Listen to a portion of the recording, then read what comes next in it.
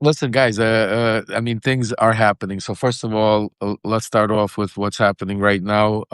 A lot of you probably are knowing or watching carefully what's happening with this big, ugly bill that's in Congress right now. They're going at each other's throats. I've been speaking with some of my sources around Trump, and he is fuming, making phone calls right now, putting pressure on some of these congressmen and congresswomen to be able to pass this bill, even to the point where, I'm hearing that he's threatening some of them, literally with primarying them and open, right in the phone. So stay tuned to that. We're going to see how that plays out. But right now, it looks like they're at a standstill a little bit, and they're going at each other's throats in Congress as we speak. So that's a good thing, So, yeah, but there's another good thing happening.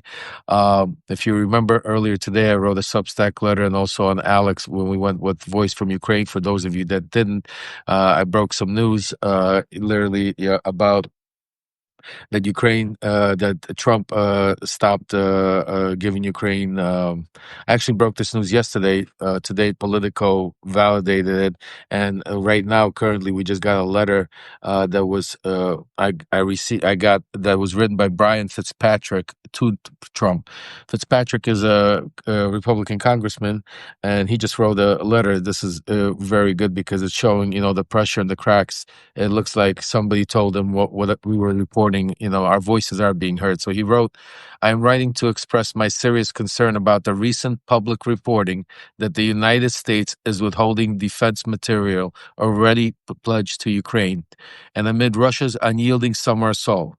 Persistent airstrikes launched by the Putin regime against civilian targets are escalating at an unprecedented level. Just this week, Putin forces launched over 500 aerial weapons, making it the largest strike against Ukraine since the beginning of the war. The United States provisions of Patriot air defense interceptors, air-to-air missiles, Hellfire air-to-ground missiles, and surface-to-surface rockets, artillery rounds, and Stinger surface-to-air missiles have allowed Ukraine to effectively counter Russia's offensive strikes and limit the loss of human life. While the United States needs to continue to strengthen our defense industrial base here at home, we can and must simultaneously provide urgently needed assistance to our allies who are defending their freedom from brutal invading dictators. Not to do both is unacceptable. Mr. President, Ukrainian soldiers and pilots are not just protecting their homeland, they are holding the line for the entire democratic world. This is a defining moment. Ukraine's courage must continue to be met with action, and the United States must continue to lead with clarity and purpose. There can be no half measures in defense of liberty. We must, as we always have, stand for peace through strength. I respectfully request an emergency briefing from the White House and the Department of Defense on the Pentagon's recent review of our nation's weapons and munitions stockpiles, as well as the decision to withhold urgent, life-saving military assistance to Ukraine. Well, there you have it. I mean, I couldn't have wrote. I mean, basically, it looks like Congressman Fitzpatrick. Maybe we should say hi, Congressman. I think he's here. Yes, Jay, he is Republican. That's why it's great. But it looks like he's been either reading my Substacks. That's Congressman Fitzpatrick wrote that letter today to President Trump. Putting because yesterday I broke the news that Trump was about to hold back military equipment. Today, Politico confirmed it, and now we have the congressman writing a letter saying because of my reporting, because of other reporting that you are withholding military aid to Ukraine. I need an explanation. Not only that, I want an accounting of our ammunition stockpiles because one of the excuses they use for holding back the ammunition to Ukraine is that we are low, as the United States is low on ammunition, and for that reason, I mean, it's crazy to even think about that. So that is good news because this, not only is this a congressman, but this is one of his own. This is a Republican. Actually, this is one of the congressmen that I told you was on the line. So just think about how many we already have. We have Fitzpatrick right here going at it with Trump. We have what's his name, Massey, Thomas Massey. Head hard going with her. We have Tom Tillison, retiring. We have Don Bacon. We have three congressmen and a senator. Right there, just right there, I named you that are already. And with this big bill, ugly bill, there are other. He's not retired yet. He's retired. He announced that he's going to retire. What's it called? So here you go. Just what I've been telling you. Just what we've been talking about for the past few months on this platform. I'm telling you, the cracks are there. You're seeing it, and to make matters even more interesting, guys. I'm going to tell you some more interesting stuff that you're not going to hear anywhere else. Is I'm hearing from my sources that Trump literally is releasing the dogs, meaning he's letting his people and then to go after Elon and to find a way to start going after some of his companies and start opening in some investigations. So you heard it here first. Don't be surprised if you wake up one morning and all of a sudden you hear breaking news and Trump. And so it is, what I'm hearing, it's basically on. He also is, what I'm hearing from my source is definitely, there's no going back when it comes to Fed chair, what's his name? Our Fed chair. He wants him on. He has already some people in line. I'm trying to get the names for you guys, but I think he even put pressure on him today again to retire. But he's definitely after Powell, and thank you, Jerome Powell. Exactly, he wants to go after. He's done deal. So Elon and Powell, Elon is going to get really interesting because I don't think Elon is going to go down without fight, and he's not Jerome Powell, where yes, Jerome Powell is going to be awful. He's going to walk away. He's going to hurt. It's not going to hurt Jerome Powell. It's going to hurt us. Our economy is going to go upside down. By the way, guys, keep smashing those hearts. It's 9:15. Let's get some more people in here because this little update we're going to do quickly here has a lot of interesting things. So he's getting rid of Jerome Powell. He's stopping ammunition to Ukraine.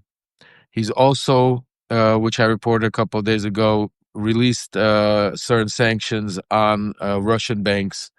Russia's now also starting to counter and attack now Azerbaijan, which is another former Soviet Union country that, like Ukraine, they're going after sovereignty.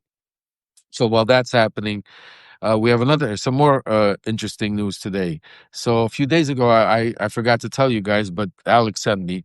It was very interesting to see. He sent me a picture of Kim Jong Un, the president of North Korea, crying, laying over the coffins of soldiers and crying, and it was all over North Korea.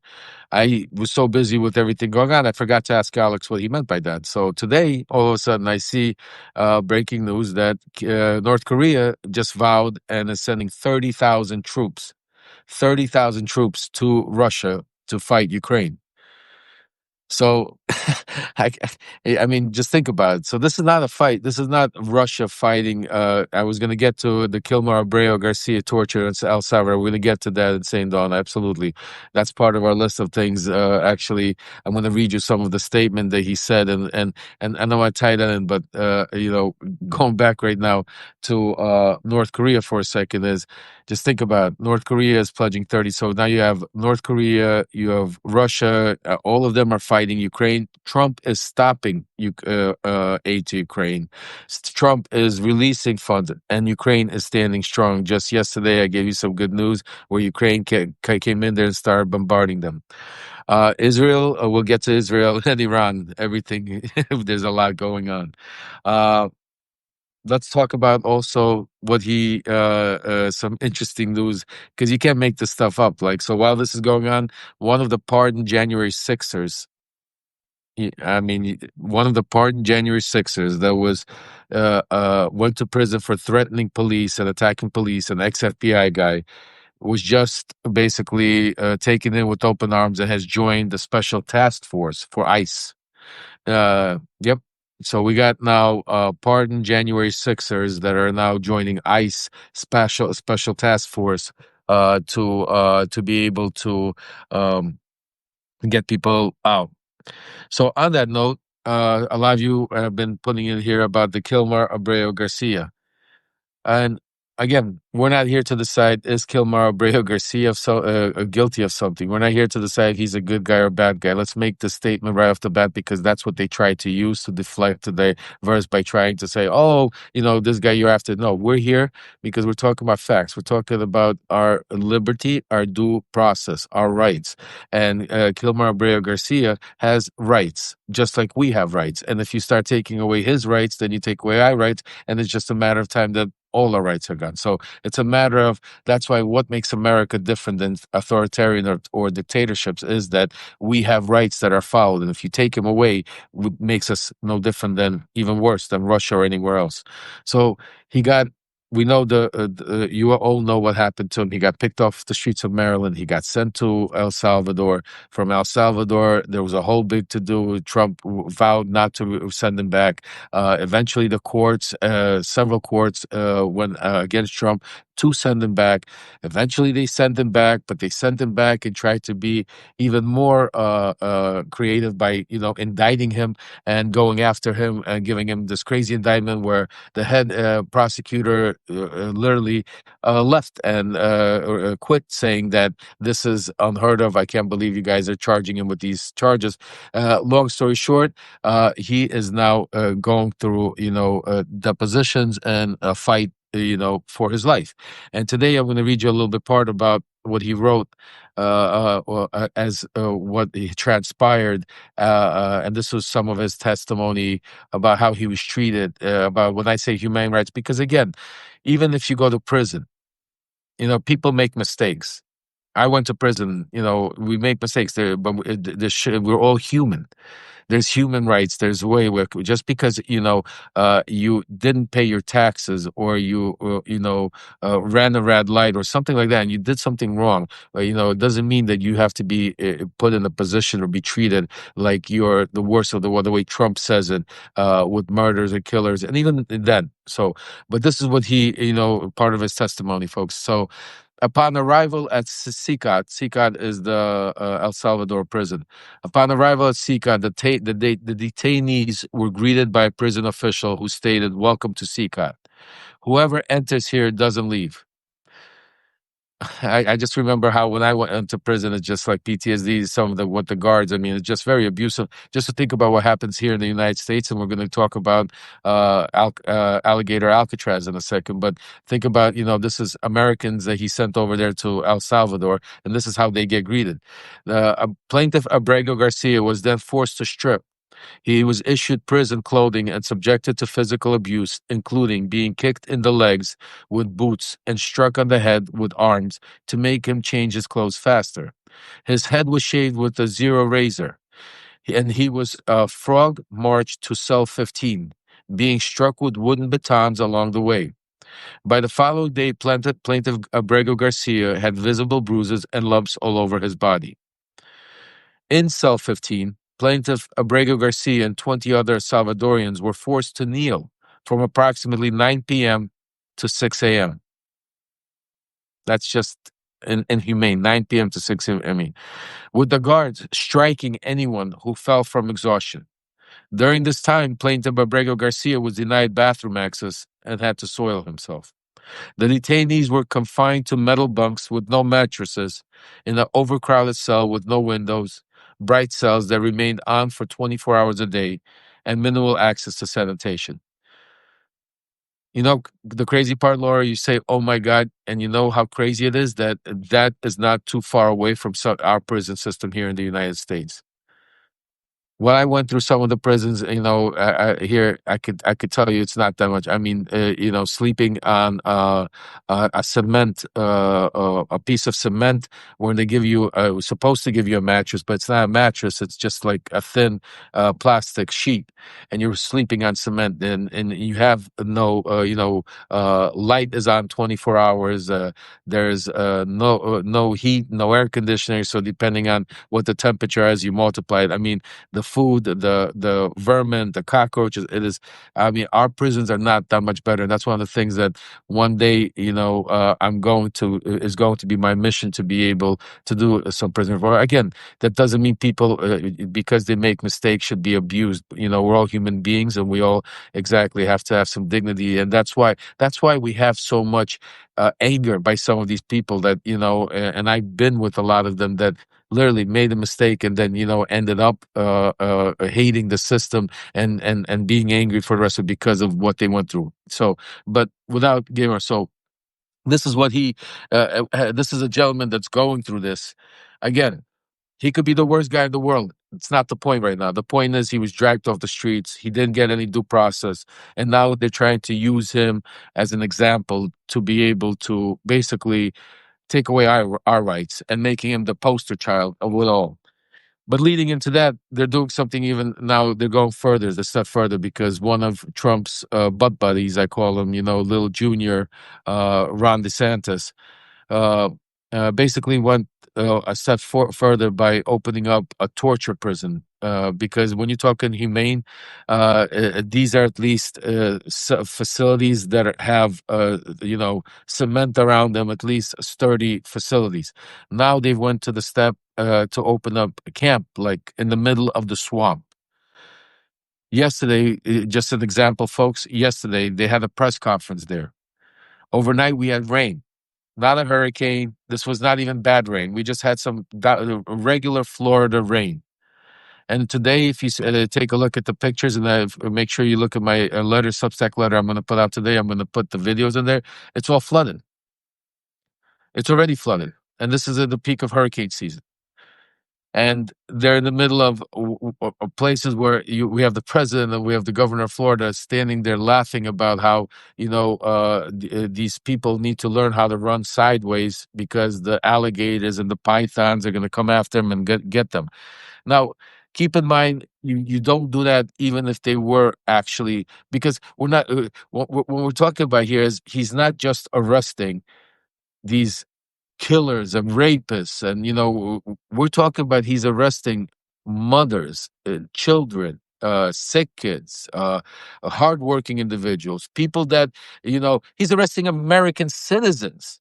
American citizens are being arrested in these raids. I told you the story a couple of days ago about a friend of mine, how she's scared for her son to go to these taco trucks because this is here in Florida. We have ICE around going around taco trucks and trying to pick up people and profiling them.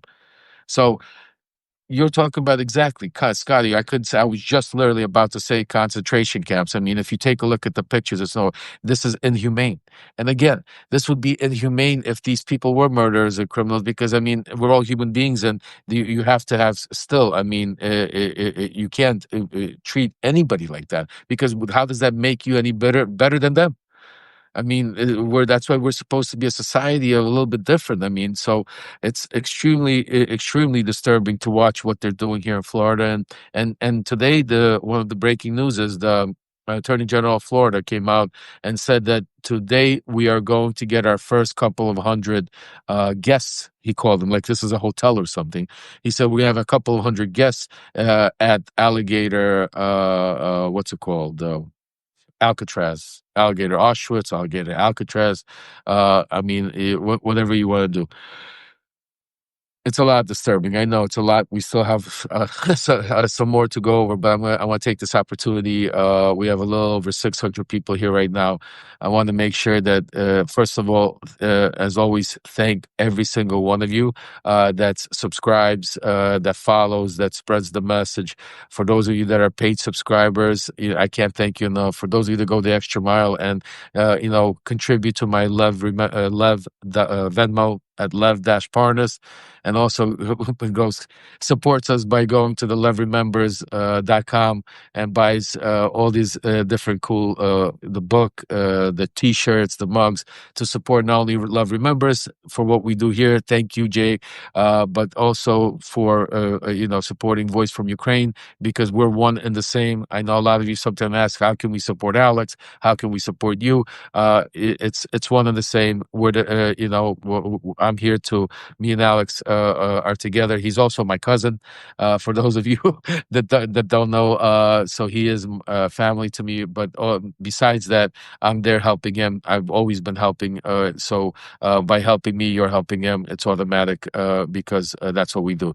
So I want to say that for those of you that are new here or coming on just recently or just joined, if you just joined or recently have become subscribers or paid subscribers, please write something in the message so we can welcome you aboard, welcome you to the family.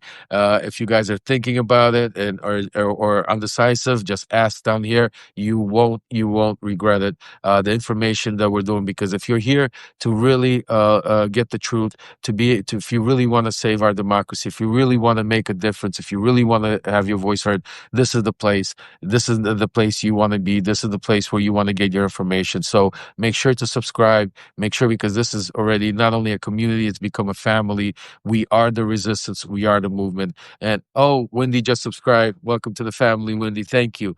So guys, getting back to it, we have a lot to uncover. So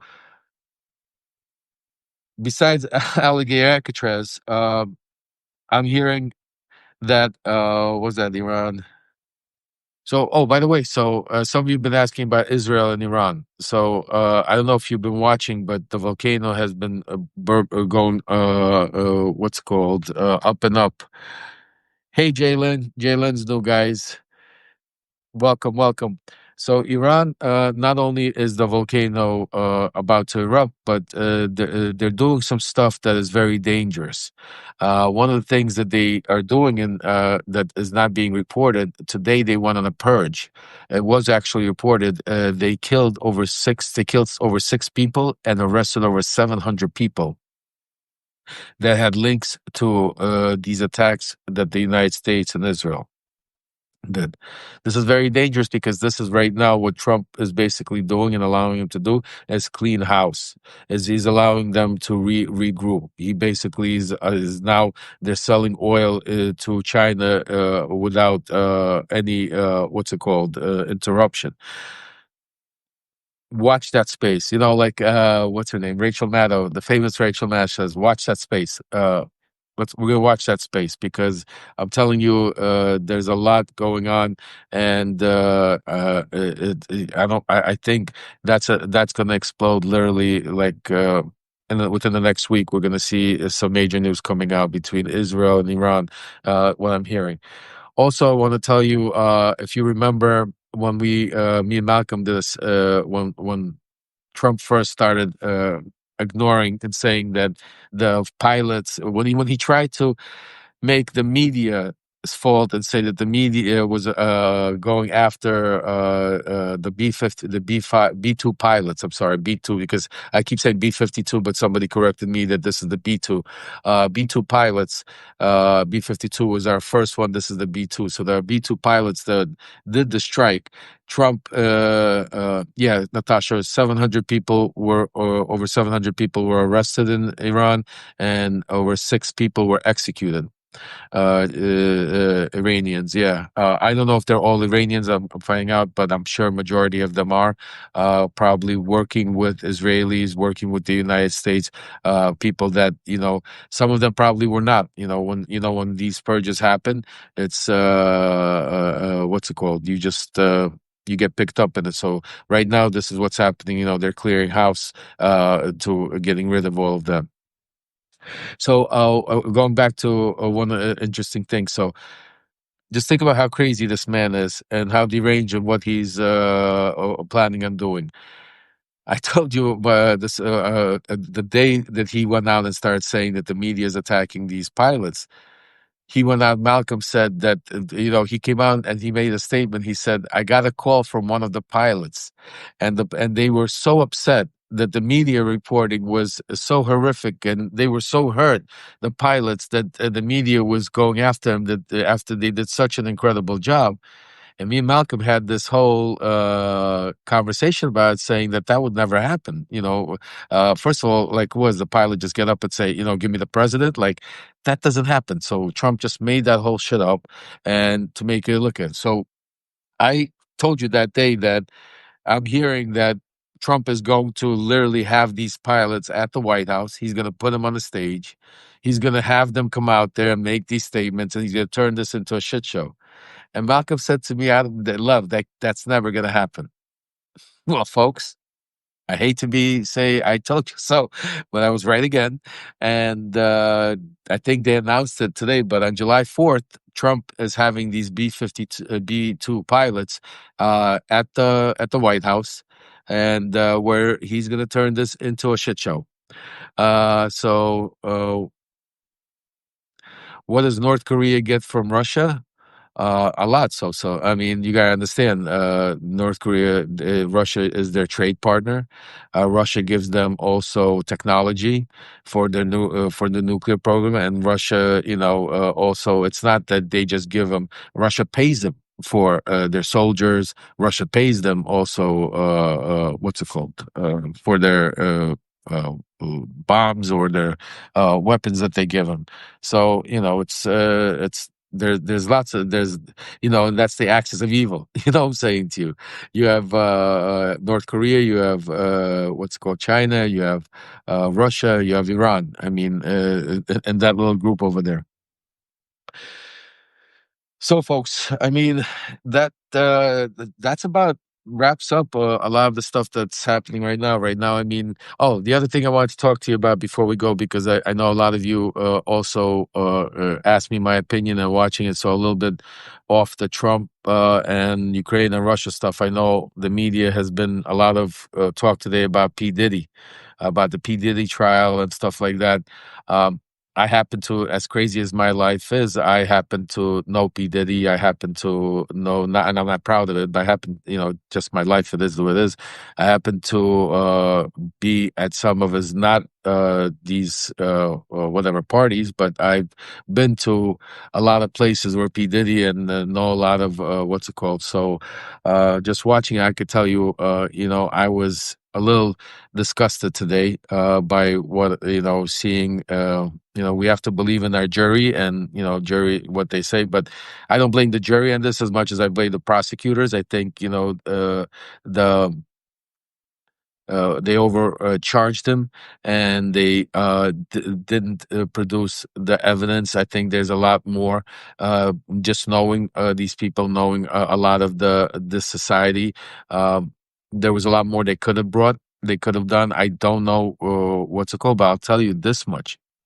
And this is crazy, and what's it called? But there are already conversations. There are already people that I'm hearing. They're from Diddy's camp. They're reaching out to Trump, and that are using the basically that now that he got found not guilty, and the big ones already.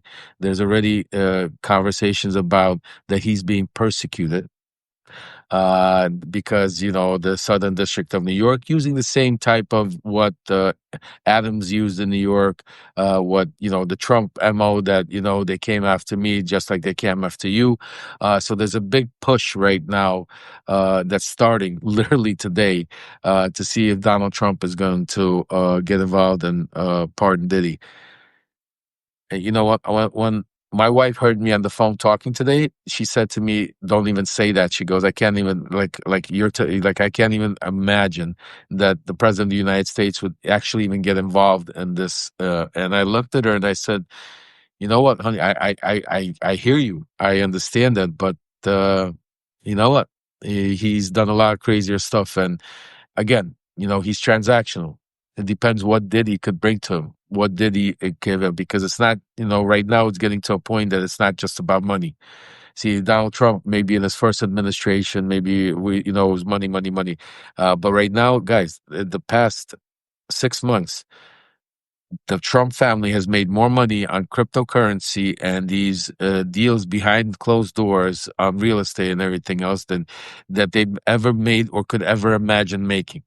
So trust me, I'll tell you, Trump is not going to pardon Diddy for $2-3 million like originally we were talking about. What's it called?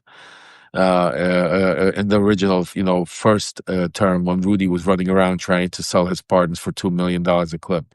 So it's a different story. But I wanted to let you know, give you an update on it. Nicole, that you gotta watch my movie or read the book. You'll understand. I had a very crazy life growing up in Brooklyn, and then my father passed away when I was 11, and it just took me off on the journey. That I ended up at the White House, then prison, and then here now with you on Substack. If you would have told me, guys, even 2, 3 years ago, I mean, that I would be on social media, talking about my life things and all of this, like, yeah, that was the farthest thing. I would never believe it, but never say never in life. And this is now where we make a stance, and this is where we draw the line, and this is where now is our family, is our, how we stand up to try to save our democracy. This is basically how we let our voice be heard, and as being silent is being complicit. So silence is compliant. So we're not going to be silenced. No, and that's one of the things. And I want to thank each and every one of you for following. I want to thank each and every one of you for subscribing. For those of you that, like I said, they go the extra mile and become paid subscribers. By the way, today we didn't have story time with Lev. We're going to do it. I had my doctor's appointment. We're going to do that on Friday. Tomorrow, don't forget, 3 o'clock. It's going to be Unleashed with Malcolm Nance and Michael Cohen. We're going to have a lot to talk about. So you definitely, if you haven't subscribed yet, make sure you subscribe and set your alarms tomorrow for 3 p.m. Eastern. And then for you paid subscribers, as always, right afterwards, whenever we finish, either 4:30, 5 o'clock, somewhere around that, right after Unleashed, we're gonna do our paid subscribers only Q&A. So make sure, I know there's a lot that happened in the past week, so I'm sure you have a lot of questions. So set your alarms. Tomorrow's a big day, 3 to 5. You're with me. Set your alarms, set your questions, whatever questions you have. Grab some friends. Make sure you could get as many people as you can tomorrow to come. We're gonna have a lot that we talk about, but I'll leave you off on this. As bad as and crazy as it is, I'll tell you one thing: that the things that I'm seeing, hearing, and seeing internally, it's a fight we're on. So the only thing we're really, really missing as a leader on the other side, because unfortunately we still have too much division. It's too much people jumping around on different sides and different ideas, and so we need to get that message. We need to get to make sure we get, but I'm seeing a lot of positive, if you could call that positive, because you have to look at something, because otherwise it'd be all doom and gloom, because there's just so much craziness and bad that's going on. But I see some positive stuff that's happening, that what's it called, is giving me enough hope, and that if we keep doing what we're doing, and if we keep talking, and if we keep making our voices be heard, I feel that it's going to start reaching some of these congressmen and senators. And we're already, I mean, look, when we started this mission, if you remember, we needed 5. Right now we have 3, 2 away. Fitzpatrick wrote this letter today to Trump. That's a good way to start. Maybe this will start the rift, and this will, because you never know which one of them, what's it called? They're gonna do. So anyway, I want to wish you all a good night. Get some rest. Tomorrow I'm hearing we're gonna have some more interesting stuff coming out, so I'll be bringing it to you. Stay tuned. 3 to 5 tomorrow, from Unleashed to Q&A. Make sure you subscribe if you haven't yet. Become paid subscribers. And again, thank you for everything, guys, and just stay strong. And we will get through this, and we will get to the point. We will get to a point where we're talking about other things than Donald Trump and how to save our democracy, where we'll be able to have good debates again, and talking about policies, and being able to Americans, where we could agree to disagree, where everything doesn't have to be a point of no return. So we'll get there, folks. So I believe in. And thanks for everything. Have a great night. Take care.